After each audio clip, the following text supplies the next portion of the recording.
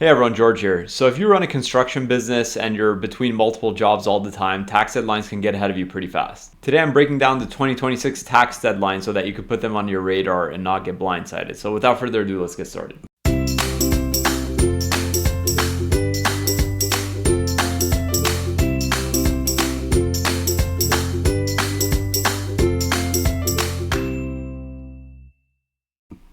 So welcome to 2026, and if you're new to the channel, welcome. We talk all things accounting for contractors here. So today I want to go over briefly the 2026 tax deadline so you have them on your calendar. So first one up, January 15, 2026. Your Q4 2025 estimated tax payment is due by this day. And you don't want to miss this because penalties and interest could start accruing if you're behind on your payments to the IRS. And for a lot of contractors, if you have wild income swings, you want to do either a quick and dirty calculation yourself or get in touch with the CPA or your tax professional and get this calculated out so you could have it have it paid in. Next one up, January 31, 2026, and this is kind of a big one because in your construction business you probably have a lot of subcontractors.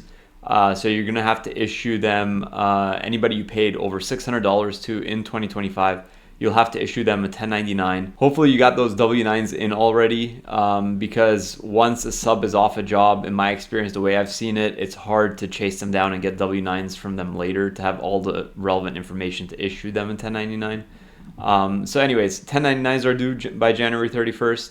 W-2s, payroll tax returns, those are all due. Usually, if you're on a normal payroll cadence, if you have, say, an accounting professional who's taking care of your payroll filings, that would all be inclusive. If you're on Gusto, ADP, Paychecks, one of these, they usually take care of all your W-2, W-3, and payroll tax return filings automatically. So usually those, as long as you're set up somewhere in a respectable ecosystem, you should be covered. The only one you're going to have to push for on your own are probably the 1099s. Usually you would get that information to your tax professional or accounting professional. So January 31 is the 1099 W-2 deadline. Next one up is March 15 of 2026. So if you have a business entity that is either an S-Corp, a multi-member LLC, or a partnership, the tax return original filing, and this year March 15 falls on a Sunday, so it's March 16, 2026. Your S-Corp, multi-member LLC, or partnership tax return is due by this date. If you cannot make that deadline, make sure you file for an extension, which buys you another 6 months, in which case you would have until September 15 of 2026 to file that S-Corp, partnership, or multi-member LLC return. Next one up is April 15 of 2026, and here we have individual tax returns, C corporations, and your Q1 of 2026 estimated tax payment becoming due. Again, you can file for a 6-month extension for your individual or C corporation tax return, which will give you until October 15 of 2026 to file that return. But also remember that filing for an extension doesn't extend the time to pay. You still need to pay up any balances owed by April 15. The extension just gives you 6 more months to file the return. We move on over in the year to June 15 of 2026, and your Q2 of 2026 estimated tax payments are due by this date. So again, in construction, obviously cash flows can vary very widely throughout the year. So make sure that by this day, June 15, you have some sort of a calculation mid-year of what your estimated tax payments should be. Reach out to tax professional. You can always reach out to us as well. Our calendar booking is down in the show notes. And then we move on to September 15 of 2026. This is the extended deadline for S-Corp, multi-member LLC, and partnership returns. If you extended back in March of 2026, you have until September 15, 2026 to file the return.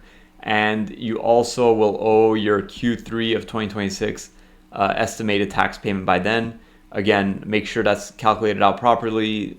You want to avoid any penalties and interest. Finally, we wrap up the year with October 15 of 2026, and this is the extended deadline for individual and C corporation tax returns. This is the final deadline in the year, and usually this is the last big bang of the year for tax professionals like myself. But by then, you have to have it all in. Remember that if you're running a little late, it's late is better than never. but the e-file portal usually closes up in November, December of the year.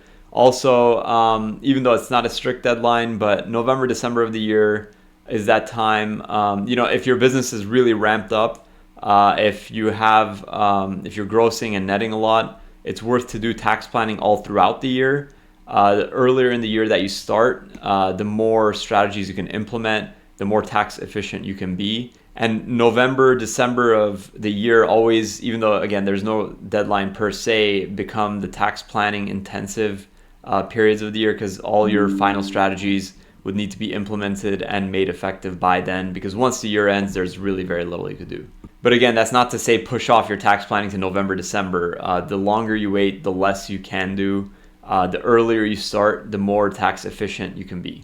So if you need help throughout the year, either tax preparation, clearing out estimated tax payments, tax planning, our calendar booking link is down in the show notes.